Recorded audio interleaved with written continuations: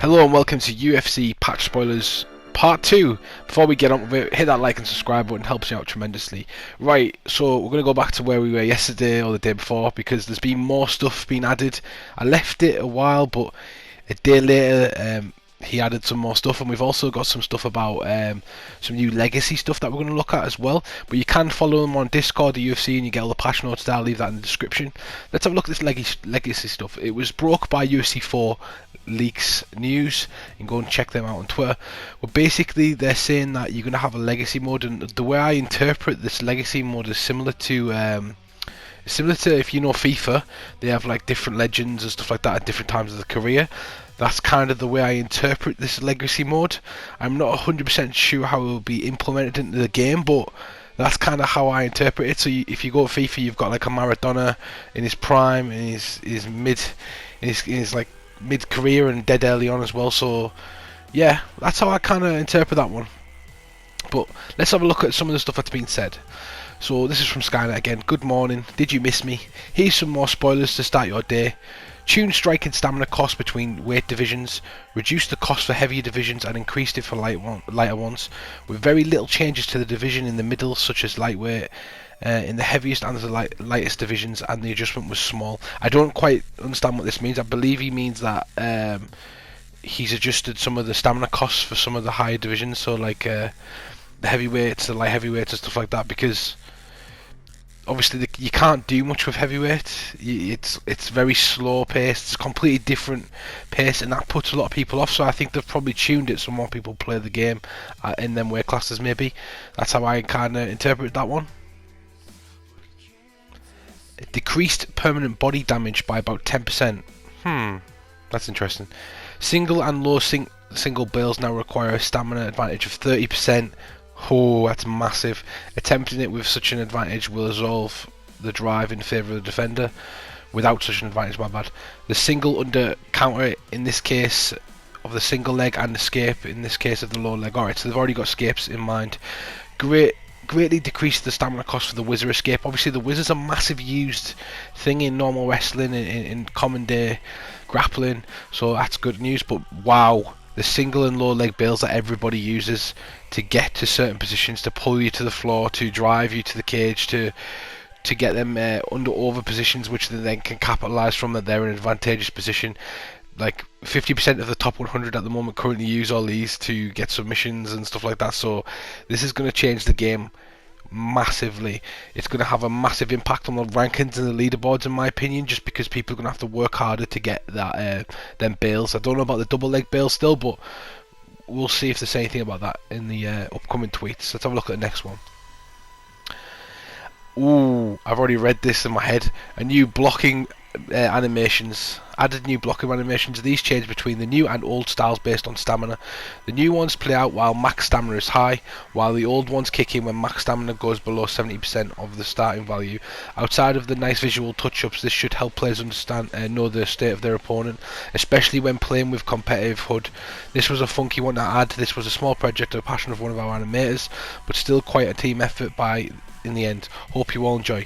That's really interesting. So you're going to be able to tell by the body language of the blocking and the way the people act, how they're how much stamina they've kind of got left. So this is going to be really clever. Players are going to understand, like once it hits 70%, they're going to be like, right, I can turn up the gas here. This gives an indication. It also adds a lot of realism to the game. We all hate that fact where it just gets to 20% and you look like you're knackered, but for 30% you look absolutely fine. So yeah, good, positive news. Increase the permanent stamina cost of ground transitions by 50%. Holy moly. That's an incredibly bold stamina cost for a ground transition. Like, I don't know how that's going to work, but we're going to have to just practice that on the day and see how it works. I think if that's the case, then grapplers are going to struggle massively. Made it so the defender can instantly escape from the back clinch after the Osurigari scramble unless the attack has 30% stamina advantage. So they're stopping all these cheesy positions with a 30% stamina advantage. Increased denial window for the hip toss from collar tie and Muay Thai clinch. Alright, so you've got a better chance to try and stop that the hip toss throw that takes you into side saddle, which is where people are getting that side saddle armbar from. I hope they've got something about that side line, but I hope they've not done that. But yeah, so you need 30% stamina advantage to do a lot of stuff now, and you're going to have a bigger window to defend these sort of things, which is it's going to be influential in the strikers department. Restricted the use of muscle modifier on the ground to the same rules we had in UFC 3. It is only available for get-ups and the sit-out sweeps for sprawl. Alright, okay, makes complete sense. So you can only use the muscle modifier for get-ups and sit-out sweeps from sprawl, so that basically means that you can use it in positions where you can kind of use momentum to kind of get up and get out, and use kind of your power and muscle, but it's going to drain your stamina. The muscle modifier, by the way, if you don't know, is you just hold the R1 button. It often gets called the power transitions. I believe these are the same thing. I might be completely wrong, but if you hold R1 and then do a transition, you'll see your transition go a lot faster, but you waste a lot more stamina. It's something I used to get crucifix a few times, and later in the fight, or if I need to finish somebody, etc. But yeah, so they're only going to be available now from get-ups and sit-outs, which is good, because if you're on the ground for a lot of time and you need to get out of there, it's going to be helpful. Slow down the head peel fake from dominant backside. This is the entry for the bulldog choke and the transition to the back sitting. Added in the previous patch, its starting animation was too fast, meaning it could be faked too quickly. Alright, okay. We slowed the starting animation down considerably, but did not change the denial window, so only the fakes should be affected. Alright. Something I use now and then, but not really that much. But if you're a grappler and you kind of use that position of the fake in the basically what people were doing, were faking going to the back transition or the bulldog choke to then try and build the grappling advantage and make people bite on the grappling advantage. Because obviously when you flick your stick trying to deny somebody and it doesn't quite go, their grappling advantage goes up. So then they were getting easy back mounts or taking the backside or the back, whatever they needed to do, whichever position they wanted, very easily. So that back position was kind of OP for them. But yeah, next one. Okay, so refined the starting animation of transition from backside to full guard. The animation was previously too hard to read because the shoulders took too long to shift. Now the shoulders start to shift right away, making reactive denials against this move more viable, even though the denial window isn't changing. Interesting.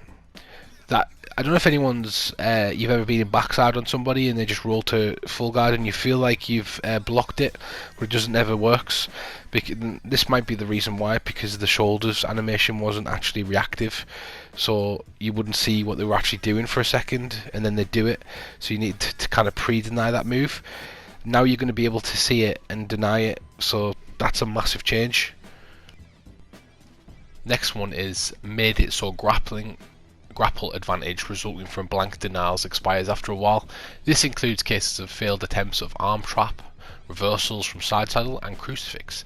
The grappling advantage conceded by the failed arm traps will now expire soon, which should greatly help the defender in those positions. Okay. That's massive. That's massive for people on the ground. It seems like they're trying to balance that area out, which is going to be much more effective. One of the biggest issues with the ground at the moment is the ground game. Is if you're in top positions, you can hold them from positions that aren't quite realistic. For instance, the side control is incredibly hard to hold somebody, mainly because a lot of positions, if you've done any jiu-jitsu in your life, if you haven't, if you think about it like hip on hip, if you have your hips on somebody else, it's a lot easier to control somebody, whereas if you give them space, it's a lot easier for them to escape.